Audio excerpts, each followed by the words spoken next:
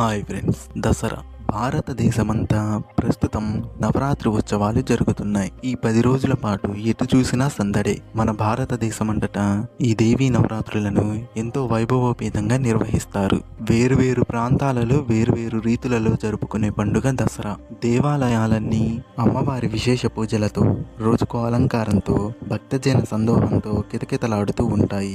మరోవైపు బొమ్మల కొలువు కోలాహలంతో దేవీ పూజలు, వాహన పూజలు, ఆయుధ పూజలు, పులివేషాలు, పాలపిట్టను చూడటం, జమ్మిని పంచుతూ పరస్పర హృదయపూర్వకంగా శుభాకాంక్షలు తెలుపుకోవడం, రావణ దహనం, దాండియాలు, గర్భా నృత్యాలు, బొమ్మల కొలువు, ఇలా ఒకటేమిటి ఎన్నెన్నో సరదాలతో ఉల్లాసంగా ఆనందంతో జరుపుకునే పండుగ దసరా. ఈ సందర్భంగా దసరా ఎందుకు జరుపుకుంటారో, దీనికి విజయదశమి అనే పేరు ఎలా వచ్చిందో, దసరా నేపథ్య విశేషాలను, దేవీ పూజల ఆంతర్యాలను, దేశంలో వివిధ ప్రాంతాలలో వైవిధ్య రీతులలో జరుపుకునే దసరా విశేషాలను మనం ఈ వీడియోలో తెలుసుకుందాం. ఈ ప్రపంచానికి, సమస్త విశ్వానికి మూలమైన పరమాత్మను సూచించే శబ్దం ప్రణవం అంటే ఓంకారం. దీనిలోని అకార, ఉకార, మకార ఆద్యాంతాక్షరాలే అమ్మగా మారాయి. అకారం పలకగానే తెరుచుకునే నోరు సృష్టిని తెలియజేస్తుంది. మకారం పలకగానే పెదవులు 2 మూతపడతాయి. ఈ క్రియ సంపూర్తిని సూచిస్తుంది. ఈ రెండిటి నడుమ ఉన్నదే స్థితి. అందుకే అమ్మ సంపూర్ణ శబ్దమైంది. ఓంకారం అంత విలువైన మంత్రం అమ్మ. ఆ జగన్మాతను భక్తి శ్రద్ధలతో పూజించే పండుగ విజయదశమి. దుర్గాదేవి మహిషాసురుణ్ణి సంహరించి లోకాన్ని రక్షించిన రోజే విజయదశమి. యావత్ భారతదేశంలోనూ అనేక రూపాలతో, పేర్లతో పిలువబడుతూ అశేష ప్రజానికంచే పూజలు అందుకుంటున్న మహాశక్తి ఆ తల్లి. కేరళలో భగవతి, తమిళనాడులో కాళీ లలిత, కర్ణాటకలో చాముండేశ్వరి, బెంగాల్లో కాళీ, దుర్గా, రాజస్థాన్, గుజరాత్లలో అంబిక, మహారాష్ట్రలో భవానీ, ఉత్తర భారతదేశంలో సీత, రాధ అని కొలిచే దేవిని ఆంధ్ర రాష్ట్రంలో కనకదుర్గగా ఆరాధిస్తారు. దసరాను సంస్కృతంలో దశహర అంటారు. 10 జన్మల పాపాలను నశింపజేసేది అని అర్థం. 10 రకాల దోషాలను కూడా హరించేది అని అర్థం. మనలోని దుష్ట లక్షణాలైన కామ, క్రోధ, లోభ, మోహ, మదం, ఆశ్చర్యాలను, ఈర్ష్య, ద్వేషం, అసూయ, దుర్బుద్ధులను, మనిషిలోని ఈ విధమైన 10 చెడు లక్షణాలను నాశనం చేసే గొప్ప పర్వదినంగా దసరాను జరుపుకుంటాం. చైత్ర మాసం మొదలుకొని భాద్రపద మాసాంతం వరకు కాలాన్ని పూర్వార్ధ కాలం అంటారు. ఇది పురుషాత్మకమైంది. అందుకే ఈ ఋతువును వసంతుడని పుంలింగంలో వ్యవహరిస్తారు. ఆశ్వయుజం నుంచి ఫాల్గుణ మాసం వరకు 6 నెలల కాలం స్త్రీ రూపాత్మకమైంది. ఈ కాలంలో స్త్రీని అర్చించాలి. కనుకనే శ్రీ మహావిష్ణువు తన సోదరి అయిన నారాయణిని పూజిస్తారు. ఆమెయే దుర్గగా పిలువబడుతున్న పార్వతి. ప్రకృతి కూడా స్త్రీ రూపమే. రా అంటే సత్వగుణం, క్రూ అంటే రజోగుణం, తి అంటే తమోగుణం. ఈ విధంగా ప్రకృతి మాత త్రిగుణాత్మకమైంది. ప్రకృతి కూడా పరమాత్మ యొక్క స్వరూపమే. ప్రకృతే పార్వతి. అందుకే ప్రకృతిని కూడా ఆరాధిస్తారు. దేవీ నవరాత్రులలో శక్తి పూజ ప్రధానమైంది. ఈ 9 రోజుల పూజలను సాత్వికము, రాజసికము, తామసికము అనే 3 విధాలుగా ప్రాచీన హిందూ సాంప్రదాయం విభజించింది. జ్ఞానమయమైన దేవిని మహాసరస్వతిగా ఆరాధించే విధానాన్ని, మోక్షాన్ని ప్రసాదించే సాత్వికంగా వ్యవహరిస్తారు. లక్ష్య సిద్ధిని కలిగించే మహాకాళిని ఆరాధించడం తామసికం. మహాలక్ష్మి, దుర్గా, లలిత వంటి దేవతలను ఆరాధించడం రాజసం. దీనివల్ల కలిగే ప్రయోజనం కామ్యసిద్ధి. యోగులు, సాధకులు మోక్ష సాధనకై సాత్విక పూజనే ఆచరిస్తారు. నవరాత్రుల తర్వాత విజయానికి ప్రతీకగా జరిపే పండుగ విజయదశమి. ఇది చాలా విశేషమైన రోజు. ఈ రోజు దుర్గామాతకు చాలా ప్రియమైంది కూడా. దుర్గా అంటే దుర్గతులను నశింపజేసేది అని అర్థం. పంచభూతాత్మకమైన ఈ ప్రకృతి మానవ సృష్టి కాదని, దీనికి హేతువు సర్వవ్యాపకమైన ఆ పరబ్రహ్మ తత్వమేననే సత్యం అందరికీ తెలిసిందే. ఈ సమస్త జగత్తును నడిపించేది ఒక అద్భుతమైన మహాశక్తి అని, సర్వం కల్విదం బ్రహ్మ అని కూడా అంగీకరించక తప్పదు. ఆ మహాశక్తిని ఆదిపరాశక్తిగా, జగజ్జననిగా ఆరాధించే సాంప్రదాయం విశ్వజనీనం. భారతీయ సంస్కృతి ఆర్ష సాంప్రదాయంలో ఆశ్వయుజ మాసం హస్త నక్షత్రయుత శుద్ధ పాడ్యమి నుంచి నవమి వరకు 9 రోజులు జగన్మాతను, ఆదిపరాశక్తిని, నవదుర్గలుగా, లోక రక్షైక శక్తులుగా ఒక్కో రోజు ఒక్కో రూపంలో ఆరాధిస్తారు. నిజానికి ఈ నవశక్తులు శివస్వరూపాలే. అందుకే వీరిని శివశక్తులు అని కూడా పిలుస్తారు. వర్ష ఋతువు తర్వాత వచ్చే శరదృతువులో ఈ మహోత్సవం వస్తుంది కనుక దీనిని శరన్నవరాత్రులు అని కూడా పిలుస్తారు. ఆశ్వయుజ మాసపు శుక్లపక్షంలో పాడ్యమి నాడు హస్తా నక్షత్రం ఉన్న ఆ శుభదినాన శరన్నవరాత్రుల పూజ ప్రారంభించడం అత్యుత్తమ ఫలాన్నిస్తుందని మార్కండేయ పురాణం చెప్తుంది. 9 రోజులలో మొదటి 3 రోజులు దేవిని దుర్గాదేవి రూపంలో, తరువాతి 3 రోజులు లక్ష్మీదేవి రూపంలో, చివరి 3 రోజులు సరస్వతీదేవి రూపంలో అరిషడ్ వర్గాలను జయించడానికి, సిరి సంపదలు పొందడానికి, విద్యా జ్ఞానం కోసం ఆరాధిస్తారు. ఆ జగన్మాత ఆశ్వయుజ శుద్ధ పాడ్యమి మొదలుకొని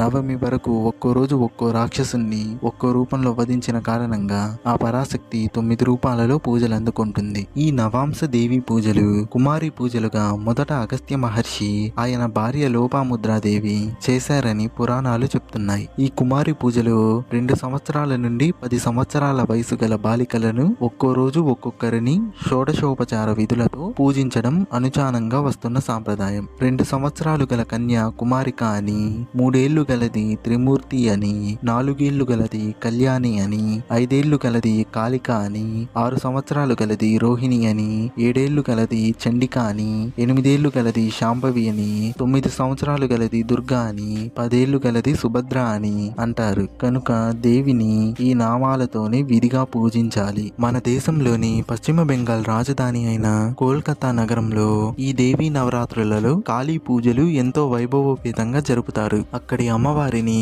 కోల్కతా కాళీ అని పిలుస్తారు. మన దేశంలో దుర్గా పూజకు పెట్టింది పేరు కోల్కతా. దుర్గా అంటే తెలుసుకోవడానికి కష్టమైనది అని అర్థం. ప్రకృతిలోని అన్ని శక్తులు కలగలిసిన మూర్తిగా దుర్గాదేవిని నిర్వచిస్తారు. కోల్కతాలో సుప్రసిద్ధ కాళీమాత ఆలయం ఉంది. భారతదేశంలో ఉన్న 52 శక్తిపీఠాలలో ఇది ఒకటి. నవరాత్రుల సందర్భంగా కోల్కతా నగరంలో వీధి వీధిలోనూ దుర్గా పూజలు నిర్వహిస్తారు. మహావైభవంగా కోల్కతాలో జరిగే దుర్గా పూజలు చూసేందుకు ప్రపంచం నలుమూలల నుంచి సందర్శకులు వస్తారు. ఈ దుర్గా పూజ సందర్భంగా పార్వతీదేవిని వివిధ అలంకారాలతో అలంకరిస్తారు. అసలు దుర్గాదేవి ఎలా ఆవిర్భవించింది? దుర్గమ్మ మహిషాసురుణ్ణి ఎందుకు సంహరించింది? ఈ మహిషాసుర వధ వెనుకున్న వృత్తాంతమేంటో మనం ఇప్పుడు తెలుసుకుందాం. మార్కండేయ పురాణంలోని దేవి మహత్యం ప్రకారం పూర్వం ఒక కల్పంలో సావర్ణి మనువు పరిపాలిస్తున్న 8వ మన్వంతరంలో మహిషాసురుడు అసురులందరికీ అధిపతిగా ఉన్నాడు. ఈ మహిషాసురుడు బ్రహ్మదేవుడి కోసం ఘోరమైన తపస్సును ఆచరించి బ్రహ్మదేవుణ్ణి ప్రసన్నం చేసుకుని ఆయన నుండి ఎన్నో వరాలను పొందాడు. ఈ సమస్త విశ్వంలో దేవతలు, దానవులు, మానవులు ఇక మరే ఇతర జీవి ఎవ్వరూ తనని చంపకుండా ఉండేట్లు వరాన్ని తీసుకున్నాడు. ఒక్క స్త్రీ తప్ప ఇంక మరెవ్వరూ తన్ని చంపకూడదని వరం తీసుకున్నాడు. ఎందుకంటే మహిషాసురుడికి స్త్రీల పట్ల తక్కువ చూపు ఉండేది. స్త్రీ అంటే అబల అని, శక్తిహీనురాలని మహిషాసురుడు భావించేవాడు. ఒక ఆడది నన్నేం చేస్తుంది అన్న అహంకారంతో స్త్రీని మాత్రం విడిచి ఇంకా ఇతరులెవ్వరి చేత తనకు మరణం సంభవించకూడదని బ్రహ్మదేవుడి దగ్గర నుంచి వరం తీసుకున్నాడు. బ్రహ్మ ఇచ్చిన వరగర్భంతో మహిషాసురుడు ముల్లోకాలను పట్టి పీడించడం మొదలుపెట్టాడు. మునులను, ఋషులను, మానవులను హతమారుస్తున్నాడు. సమస్త లోకాలను బాధించడం మొదలుపెట్టాడు. మహిషాసురుడు దేవతల మీదకి కూడా యుద్ధానికి వెళ్ళి ఘోరమైన యుద్ధం చేసి మహిషాసురుడు దేవతలను ఆ యుద్ధంలో ఓడించి స్వర్గం నుంచి వెలివేసి ఇంద్ర పదవి చేపట్టాడు. దీంతో దేవతలు ఏం చేయాలో పాలుపోక త్రిమూర్తుల వద్దకు వెళ్ళి దేవతలందరూ తమ బాధను, జరుగుతున్న అధర్మాన్ని వివరించారు. ఇది విన్న త్రిమూర్తులకు ఆగ్రహంతో కళ్ళు ఎర్రబడ్డాయి. ఆ దేవతల యొక్క ఆగ్రహ శక్తి ఒక చోట చేరి కేంద్రీకృతమై ఒక మహాశక్తిగా ఆవిర్భవించింది. ఆ శక్తి మండే అగ్నిజ్వాలగా అగ్నిపర్వతంలా కనిపిస్తుంది. ఆ శక్తి ఒక స్త్రీ రూపాన్ని ధరించింది. ఆవిడే దుర్గాదేవి. ఇది మార్కండేయ పురాణంలోని కథ. మిగతా పురాణాలలో దుర్గాదేవి ఆవిర్భావం వేరే విధంగా ఉంటుంది.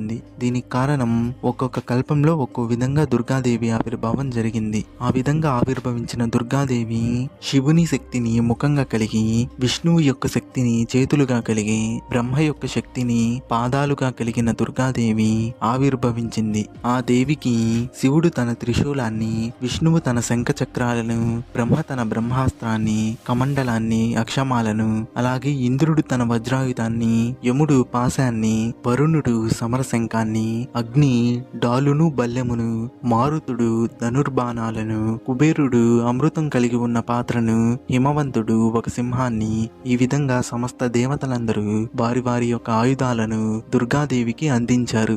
వేవేల చేతులలో వేవేల ఆయుధాలను ధరించిన దుర్గాదేవి సింహవాహనం ఎక్కి యుద్ధానికి బయలుదేరింది. ఇది చూసిన దేవతలందరూ ఇక విజయం తమదే అని ఆనందపడ్డారు.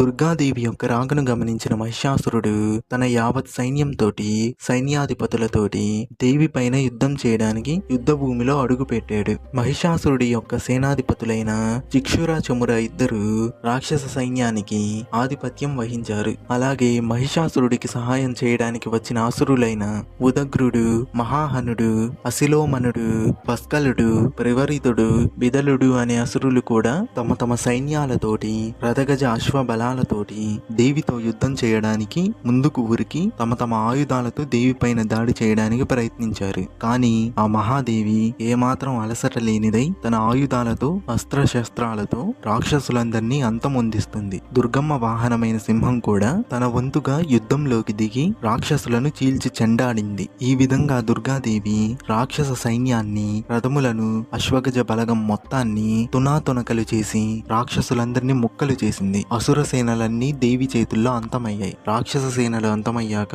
సేనాధిపతుల వంతు కూడా వచ్చింది. తరువాత దుర్గాదేవి మహిషాసురుడి సేనాధిపతులైన చిక్షుర, చమర అనే ఇద్దరు రాక్షసులను కూడా అమ్మవారు తన చేతిలోని ఖడ్గము, బల్లెముతోటి ఆ రాక్షసులిద్దరిని సంహరించింది. తరువాత అలా వరుసగా మహిషాసురుడికి సహాయం చేయడానికి వచ్చిన ఉదగ్రుడు, మహాహనుడు, అసిలోమనుడు, బస్కలుడు, ప్రవరితుడు, బిదలుడు అనే ఈ రాక్షసులను కూడా సంహరించేసింది. ఈ విధంగా మహిషాసురుడి సేనలు, సైన్యాధిపతులు అంతమైపోయారు. ఇప్పుడు ఇంకా మహిషాసురుడి వంతు రానే వచ్చింది. మహిషాసురుడు తన మహిష రూపాన్ని ధరించి దేవితో యుద్ధం చేయడం మొదలుపెట్టాడు. అలా యుద్ధం చేస్తూ ఏనుగు రూపాన్ని కూడా ధరించి యుద్ధం చేశాడు. దుర్గాదేవి ఖడ్గంతోటి ఆ ఏనుగు శిరస్సును ఖండించి వేసింది. కానీ మహిషాసురుడు తిరిగి మహిష రూపంలోకి మారి దేవిపై తన కొమ్ములతో దాడి చేయడానికి ప్రయత్నించాడు. కానీ మహాదేవి అయిన దుర్గాదేవి తన పాదముతో మహిషాసురుడి గొంతును నొక్కిపట్టి తన చేతిలోని త్రిశూలంతో మహిషాసురుడి తలను ఖండించి వేసింది.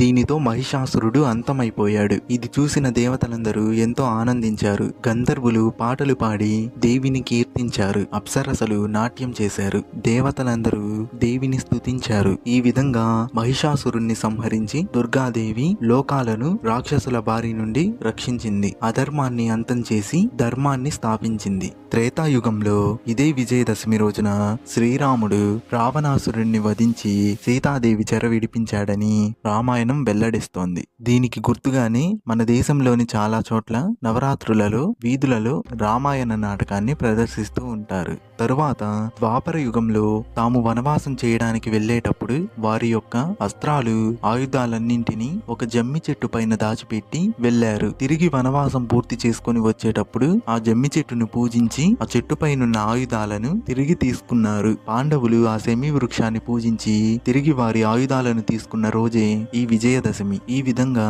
శ్రీరాముడు రావణుణ్ణి వధించిన రోజు, పాండవులు తమ అస్త్రాలను తీసుకున్న రోజు ఈ విజయదశమి. అందుకే విజయదశమి ఎంతో విశిష్టమైనది. దుర్గా పూజ చేయడం వల్ల అహంకారము, దుర్గుణాలు, చెడు ఆలోచనలు, ఒకరికి కీడు తలపెట్టాలన్న ఆలోచన తొలగి నిర్మల మనస్సు గలవారవుతారు. ఈ శరత్కాలంలో రాత్రిపూట ఆకాశాన్ని జాగ్రత్తగా గమనించినట్లయితే సింహరాశిపై కన్యా రాశి స్పష్టంగా కనిపించి సింహవాహనంపై ఆది పరాశక్తి నిలిచి ఉన్నట్లు తన్మయ దృశ్యం కనిపిస్తుంది అని నమ్ముతారు. ఇదే భారతీయ సంస్కృతిగా ప్రపంచ సంస్కృతుల మధ్య మణిమకుటమై ప్రపంచ మేధావుల గౌరవాన్ని పొందింది. వివిధ వృత్తుల వారు వారి యొక్క వృత్తికి సంబంధించిన పనిముట్లను పూజిస్తారు. దీన్నే ఆయుధ పూజ అంటారు. ఇక దక్షిణ భారతంలో సంవత్సరం మొత్తంలో అతిపెద్ద పండుగ దసరా. తమిళనాడు, ఆంధ్రప్రదేశ్లలో దసరా సందర్భంగా బొమ్మల కొలువును పెడతారు. బొమ్మల కొలువులో 9 మెట్లు ఉంటాయి. ఈ 9 మెట్లపై రకరకాల బొమ్మలను అమరుస్తారు. అన్నిటికంటే పై మెట్టు పైన ఉంచే కలశం దేవీ కరుణకు సూచనగా భావిస్తారు. దసరా సందర్భంగా మైసూరు ప్యాలెస్ ను ఎంతో అందంగా అలంకరిస్తారు. దసరా నాడు రాజవంశీయుల నిర్వహణలో ఏనుగు అంబారీలతో ఊరేగి ఊరేగింపు కన్నుల పండువగా జరుగుతుంది. ఉత్తరాదిలో కూడా దసరా సందర్భంగా యువతి యువకులు రంగురంగుల సాంప్రదాయ వస్త్రాలను ధరించి ఎంతో ఉల్లాసంగా ఆనందంతో గర్భా నృత్యాన్ని ప్రదర్శిస్తారు. దసరా నవరాత్రోత్సవాలలో భాగంగా దుర్గామాత మండపాల ముందు నిర్వహించే దాండియా గర్భా నృత్యాలు సందర్శకులకు కనువిందు చేస్తాయి. ప్రపంచవ్యాప్తంగా ఈ దాండియా గర్భా నృత్యాలకు ఎంతో జనాదరణ లభించింది. నవరాత్రులలో భాగంగా దేశవ్యాప్తంగా ఈ దాండియా గర్భా నృత్యాలను పెద్ద ఎత్తున నిర్వహిస్తారు. ఈ విధంగా